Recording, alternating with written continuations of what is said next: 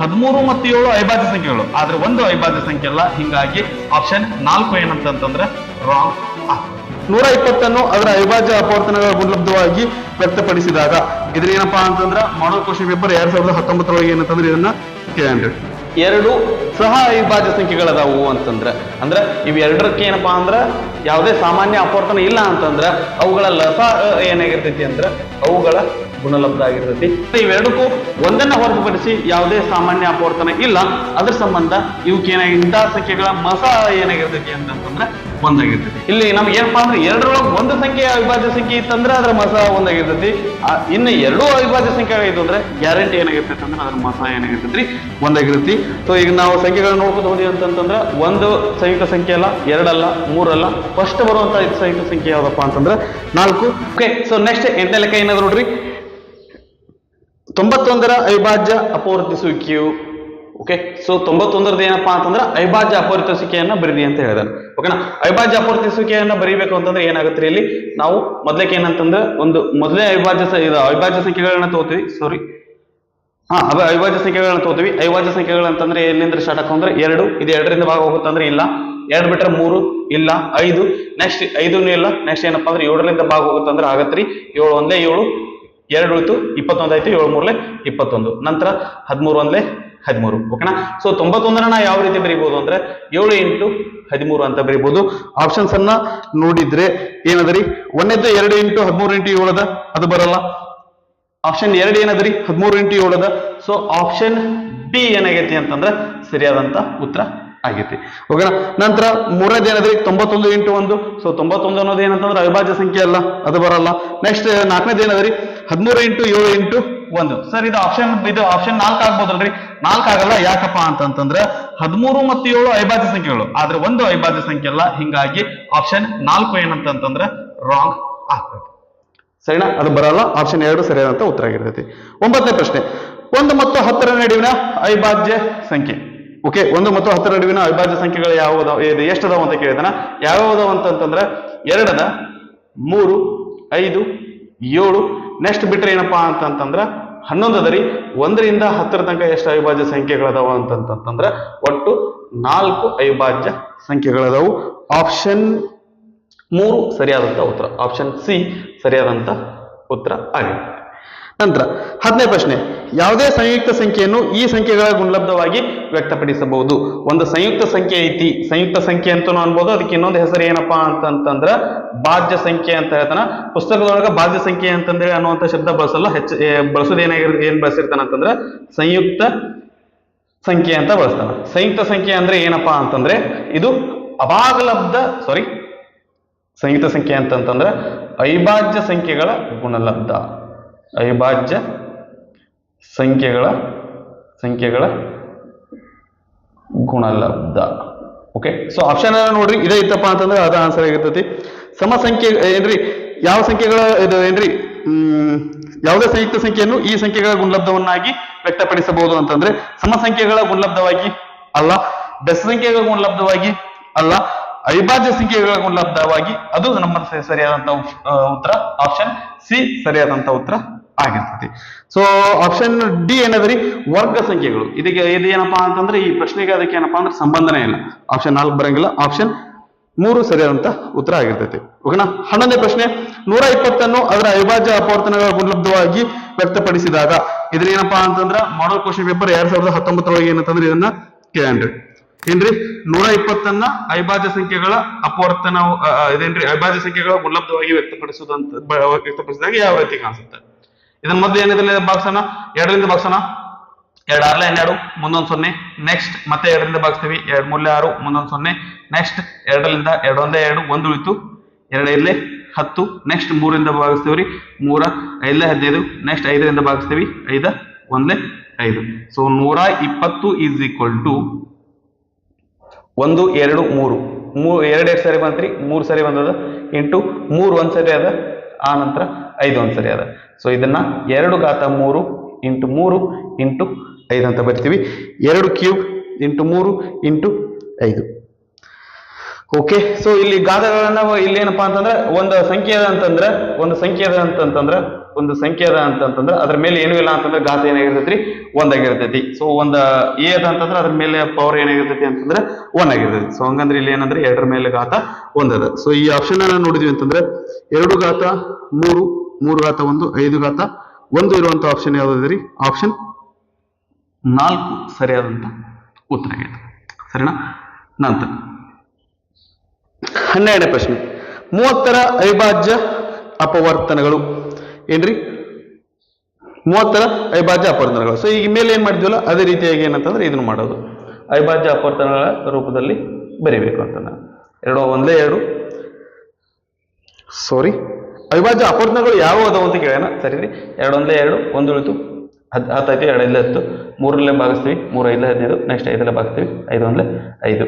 So 30ನ್ನ ಯಾವ ರೀತಿ ಬರಿತೀವಿ ಅಂದ್ರೆ 2 × 3 × 5 ಅಂತ ಬರಿತೀವಿ. 30ರ ಅವಿಭಾಜ್ಯ ಅಪವರ್ತನಗಳು ಯಾವ ಅಂದ್ರೆ 2, 3 ಮತ್ತು 5.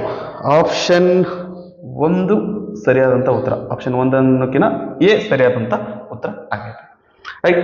ನಂತರ 13ನೆಯ ಪ್ರಶ್ನೆ, 2 ಮತ್ತು 3ರ ಲಸಾಅವು.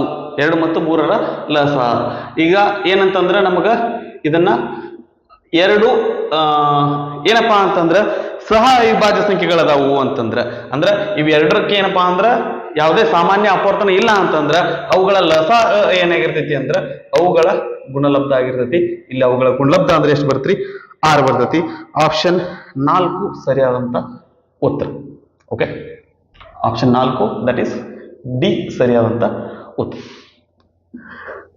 14ನೇದ್ದು 3 ಮತ್ತು 5ರ ಮಸಅ. ಸೊ ಮೇಲ್ಗಡೆ ಹೆಂಗ್ ಕೇಳ್ಯಾನಲ್ರಿ, ಇದನ್ನು ಅದೇ ರೀತಿ ಕೇಳ್ಯಾನ. 3 ಮತ್ತು 5ರ ಮಸಅ. ಈ 3 ಮತ್ತು 5 ಏನಪ್ಪಾ ಅಂತಂದ್ರೆ ಸಹ ಅವಿಭಾಜ್ಯ ಸಂಖ್ಯೆಗಳು. ಏನಂತಂದ್ರೆ ಇವೆರಡಕ್ಕೂ ಒಂದನ್ನ ಹೊರತುಪಡಿಸಿ ಯಾವುದೇ ಸಾಮಾನ್ಯ ಅಪವರ್ತನ ಇಲ್ಲ.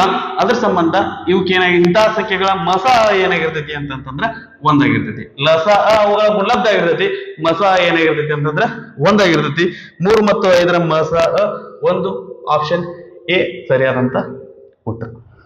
ನಂತರ 15ನೇ ಪ್ರಶ್ನೆ, ಯಾವುದೇ 2 ಕ್ರಮಾನುಗತ ಸ್ವಾಭಾವಿಕ ಸಂಖ್ಯೆಗಳ ಮಸಅ. ಕ್ರಮಾನುಗತ ಸ್ವಾಭಾವಿಕ ಸಂಖ್ಯೆಗಳ ಮಸಅ ಅಂತ ಕೇಳಿದನ. ಹಿಂಗಾಗಿದ್ದು ಅಂತಂದ್ರೆ ಈ ರೀತಿ ಪ್ರಶ್ನೆಗಳು ಬಂದು ಅಂತಂದ್ರೆ ನೀವೇನ್ ಮಾಡ್ರಿ ಅಂತಂದ್ರೆ ಅದಕ್ಕೆ ಎಕ್ಸಾಂಪಲ್ಸ್ ಅನ್ನ ತಗೋರಿ. ಯಾವ ರೀತಿ ಅಂತಂದ್ರೆ 5 6 ಇವೆರಡು ಏನಪ್ಪಾ ಅಂತಂದ್ರೆ ಕ್ರಮಾನುಗತ ಸ್ವಾಭಾವಿಕ ಸಂಖ್ಯೆಗಳು. ನಂತರ 7 8 9 10 ಈ ರೀತಿ ಅದಾವ ಅಂತಂದ್ರೆ ಒಂದು ಬೆಸ್ ಸಂಖ್ಯೆ ಇರ್ತೈತಿ, ಇನ್ನೊಂದು ಏನಾಗಿರ್ತೈತಿ ಅಂತಂದ್ರೆ ಸಮಸಂಖ್ಯೆ ಆಗಿರ್ತೈತಿ.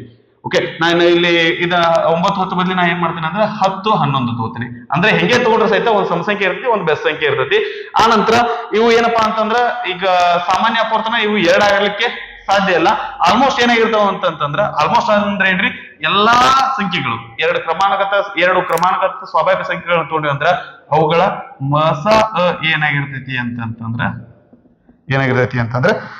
1 ಆಗಿರ್ತೈತಿ. ಓಕೆನಾ? ಆಪ್ಷನ್ ಬಿ ಸರಿಯಾದಂತ ಉತ್ತರ. ಯಾಕಂದ್ರೆ ಅವು ಏನಾಗಿರ್ತಾವು ಅಂತಂದ್ರೆ ಸಹ ಅವಿಭಾಜ್ಯ ಸಂಖ್ಯೆಗಳಾಗಿರ್ತಾವೆ. ಎರಡಕ್ಕೂ ಏನಪ್ಪಾ ಅಂದ್ರೆ ಸಾಮಾನ್ಯ ಅಪವರ್ತನಗಳು ಇರಲ್ಲ. ಅದ್ರ ಸಂಬಂಧ ಏನಂತಂದ್ರೆ ಅವುಗಳ ಮಸಅ ಏನಾಗಿರ್ತೈತಿ ಅಂದ್ರೆ 1 ಆಗಿರ್ತೈತಿ.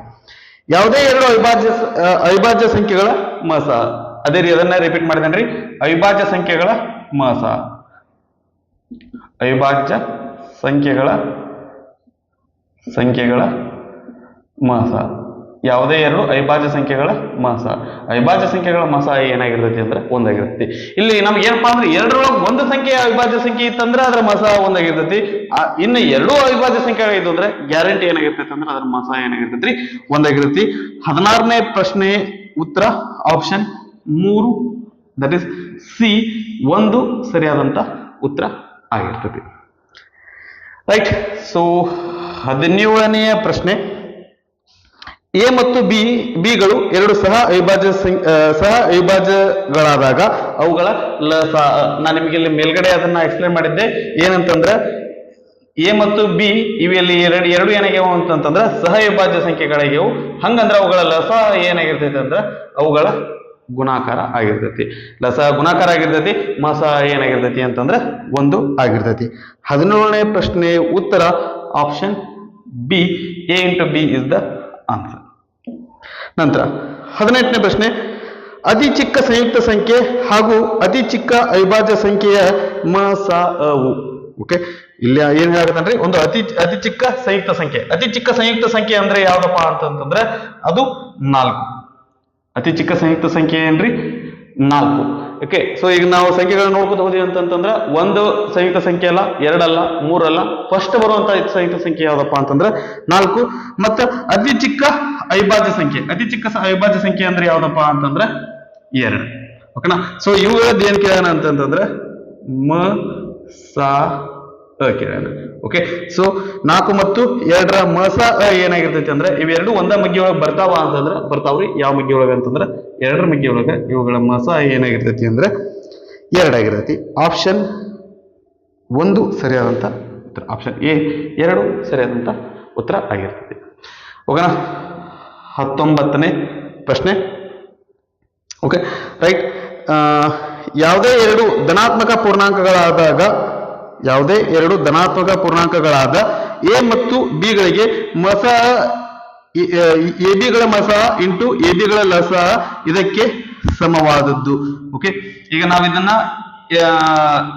ಏನ್ರಿ ಮಸ ಅ ಮತ್ತು ಲಸ ಅಗಳ ಗುಣಲಬ್ಧ ಎದಕ್ಕೆ ಸಮ ಆಗಿರ್ತೈತಿ ಅಂತಂದ್ರ ಆ ಎರಡು ಸಂಖ್ಯೆಗಳ ಗುಣಲಬ್ಧಕ್ಕೆ ಸಮವಾಗಿರ್ತೈತಿ. ಇಲ್ಲಿ ಎ ಮತ್ತೆ ಬಿ ಬಗ್ಗೆ ಮಾತಾಡಕತ್ತಿರೋದ್ರಿಂದ ನಾವೇನ್ ಹೇಳ್ತೀವಿ ಅಂದ್ರೆ A into B, option C ಸರಿಯಾದಂತ ಉತ್ತರ ಆಗಿರ್ತದೆ. ನಂತರ 20ನೇ ಪ್ರಶ್ನೆ. 12 15ರ ಮ ಸ ಅ ಉ 3 ಆಗಿದೆ. ಹಾಗಾದರೆ 12 15ರ ಲ ಸ ಅ ಉ ಕೇಳಿದನ. ಇಲ್ಲಿ ನಮ್ಗೆ ಎರಡು ಸಂಖ್ಯೆಗಳನ್ನು ಕೊಟ್ಟದನ, ಮತ್ತ ಮಸ ಕೊಟ್ಟನ, ಲಸ ಕೇಳಕತ್ತನ. ನಾ ಇದೇ ಫಾರ್ಮುಲಾ ಏನಪ್ಪಾ ಅಂದ್ರೆ ಸ್ವಲ್ಪ ಆ ಕಡೆ ಈ ಕಡೆ ಮಾಡ್ಕೊಂಡ್ ಬರ್ತೀನಿ. ಅಂದ್ರೆ L is equal to A into B ಬಾಗ್ಲೆ H. So A into B ಅಂದ್ರೆ ಅವ ಎರಡು ಸಂಖ್ಯೆಗಳು ಯಾವ ಅಂತಂದ್ರೆ 12 ಮತ್ತು 15. ಮಸ ಎಷ್ಟೈತಿ ಅಂದ್ರೆ 3 ಐತಿ ಅಂದನ. 3 ಒಂದೇ 3, 3 4 12, 15 4 60 ಏನಪ್ಪಾ ಅಂತಂದ್ರೆ ಇದರ ಲಸ ಬರ್ತೈತಿ. ಆಪ್ಷನ್ 1, ಆಪ್ಷನ್ ಎ 60 ಸರಿಯಾದಂತ ಉತ್ತರ ಆಗಿರ್ತದೆ. ಓಕೆನಾ. ಸೊ ಇವು ನಮ್ಮ 20 ಪ್ರಶ್ನೆಗಳಾಗಿದ್ದು. ಇದನ್ನ ಪಾಸ್ ಮಾಡಿಕೊಂಡು ನೀವು ಪ್ರಶ್ನೆಗಳನ್ನ ನೋಡ್ಕೊಂಡು ಅಲ್ಲಿ ನಿಮ್ಮ ಇದ್ರೊಳಗೆ ಏನಪ್ಪಾ ಅಂದ್ರೆ PDF ಒಳಗೆ ಪ್ರಶ್ನೆಗಳನ್ನ ನೋಡ್ಕೊಡ್ರಿ. ಇಲ್ಲಿ ನಮ್ಗೆ ಏನಪ್ಪಾ ಅಂತಂದ್ರೆ ಉತ್ತರಗಳು ಸಿಗ್ತಾವು. ಇದನ್ನ ಪಾಸ್ ಮಾಡ್ಕೊಂಡು ಕಾಪಿ ಮಾಡ್ಕೊಳ್ರಿ. 21ನೇ ಪ್ರಶ್ನೆಯಿಂದ ಇದನ್ನ ನಾವು ಡಿಸ್ಕಸ್ ಮಾಡೋಣ. ಈ ವಿಡಿಯೋ ಲೆಕ್ಚರ್ ಭಾಗದಲ್ಲಿ 8ರಿಂದ 20ರವರೆಗೆ ಲೆಕ್ಕಗಳನ್ನು ವಿಶ್ಲೇಷಿಸಲಾಗಿದೆ. ಉಳಿದ ಲೆಕ್ಕಗಳನ್ನು ಮುಂದಿನ ಭಾಗದಲ್ಲಿ ವಿಶ್ಲೇಷಿಸಲಾಗುವುದು. ಈ ವಿಡಿಯೋ ಲೆಕ್ಚರ್ ನಿಮಗೆ ಇಷ್ಟವಾದಲ್ಲಿ ನಮ್ಮ ಚಾನಲನ್ನು ಸಬ್ಸ್ಕ್ರೈಬ್ ಮಾಡಿ. ಧನ್ಯವಾದಗಳು.